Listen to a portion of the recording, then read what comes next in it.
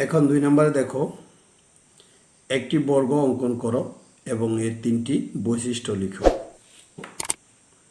তো বর্গের যেহেতু কোনো বাহুর পরিমাপ দেওয়া হয়নি, সেহেতু আমরা জানি বর্গের 4টি বাহুই সমান। আমরা যে কোনো একটা পরিমাপ নিয়ে আমরা বর্গটি এখন অঙ্কন করব। তো চলো দেরি না করে আমরা চিত্রটি অঙ্কন করে ফেলি। বর্গ অঙ্কন করার জন্য প্রথমে আমাদেরকে একটি রেখা টেনে নিতে হবে, সরল রেখা। প্রথমে আমি একটি সরল রেখা টেনে নিচ্ছি।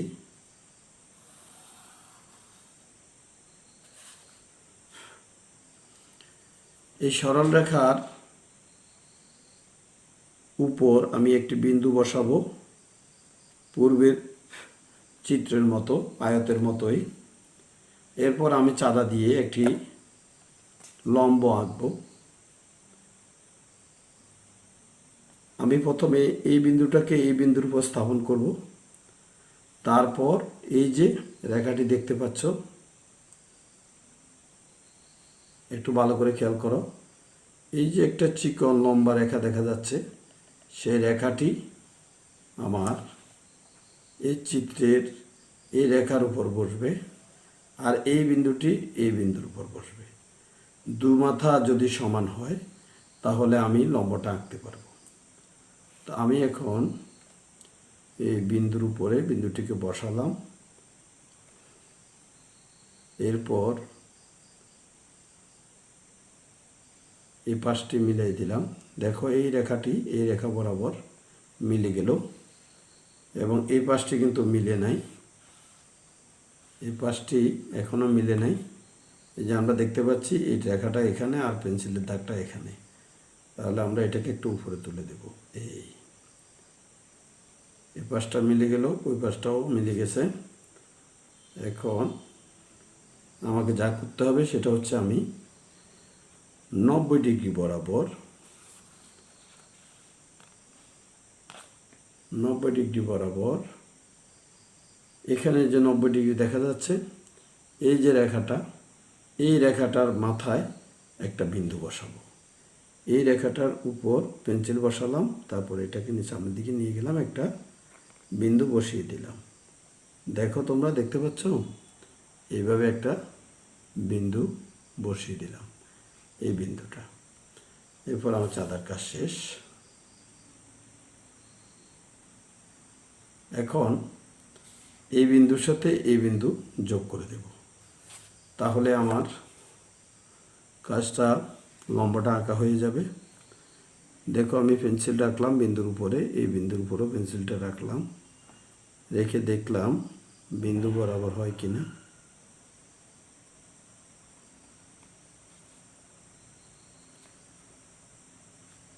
মোটামুটি ঠিক আছে।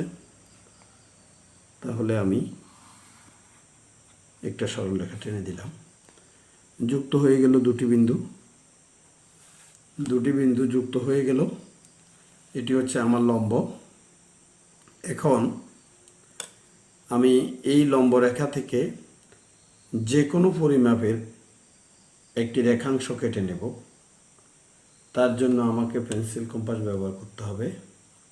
আমি স্কেল থেকে আগের মতোই 7 সেন্টিমিটার পরিমাপ করব।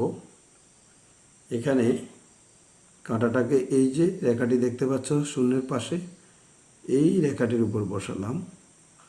বসিয়ে আমি 7 সেন্টিমিটারের একটা পরিমাপ নেব।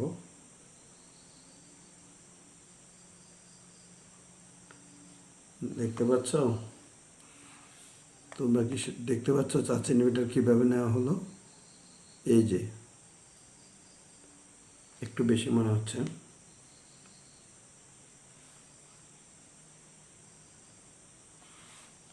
এইবার দেখো হয়েছে? হ্যাঁ হয়েছে। তাহলে 7 সেন্টিমিটার যেহেতু হয়েছে, এখন আমি পেন্সিল দিয়ে 7 সেন্টিমিটার মাপ নিয়ে আমি একটি বৃত্ত টেনে দেব। এখানে 4 সেন্টিমিটার পরিমাপ নেওয়া হয়ে গেল। লিখে নেব 4 সেন্টিমিটার। এখন একই মাপ নিয়ে এই 4 সেন্টিমিটারের পরিমাপটা নিয়ে এখন এই রেখার এদিক থেকে একটি বৃত্তচাপ টানব। কাঁটাটাকে এখানে বসাতে হবে ভালো করে, তারপরে বৃত্তচাপটা টেনে দিলাম। এখানে একটা পরিমাপ হলো, তোমরা কি দেখতে পাচ্ছ? এরপর দেখো এখানে আমি কাঁটাটা বসাবো, বসিয়ে দুইটি রেখার একই পাশে এভাবে একটি বৃত্তচাপ টানব। এই বিন্দুতে বসিয়ে, দেখতে পাচ্ছ, এই বিন্দুতে বসিয়ে একই পাশে আরেকটি বৃত্তচাপ টানব। বৃত্তচাপ দ্বয় পরস্পরকে সমদ্বিখণ্ডিত করেছে এবং মধ্যবিন্দু বসিয়ে দেব পেন্সিল দিয়ে মধ্যবিন্দু দেওয়ার পরে এই বিন্দুর সাথে যুক্ত করব।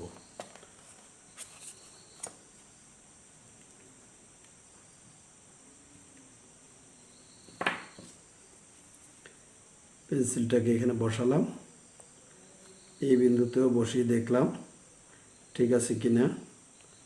যদি ঠিক থাকে টেনে যোগ করে দেব। যুক্ত করে দিলাম। এবার এই পাশটা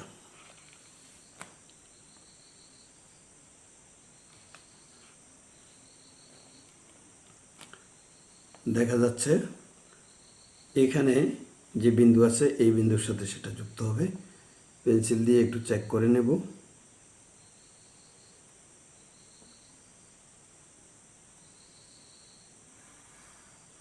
টেনে যোগ করে দিলাম। দেখো আমার বর্গটা আঁকা হয়ে গেল। ঠিক আছে, এইভাবে আমি মেপে নেব। নেওয়ার পরে আমি দেখব এটা ঠিক আছে কিনা। হ্যাঁ ঠিক আছে, দেখতে পাচ্ছ?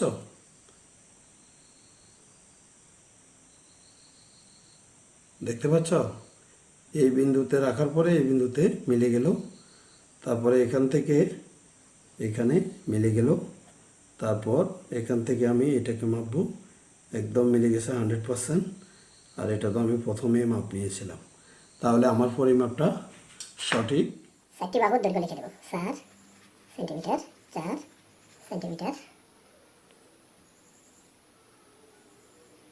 4 সেন্টিমিটার। এখন বর্গটির নাম লিখে দেব এ বি সি ডি। চিত্র এ বি সি ডি একটি বর্গ। বৈশিষ্ট্য 1।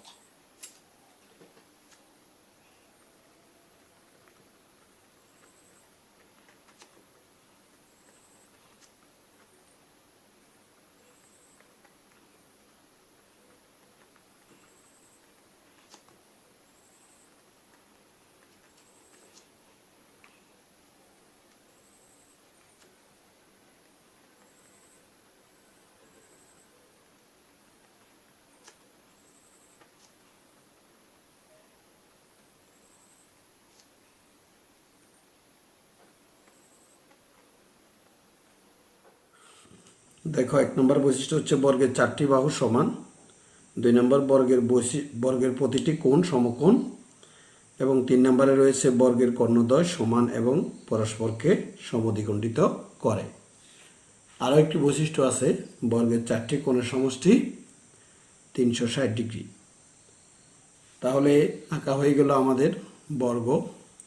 এইভাবে বর্গটি তোমরা পরীক্ষায় এঁকে বৈশিষ্ট্যগুলো লিখে দিলে 15 নম্বর পাবে।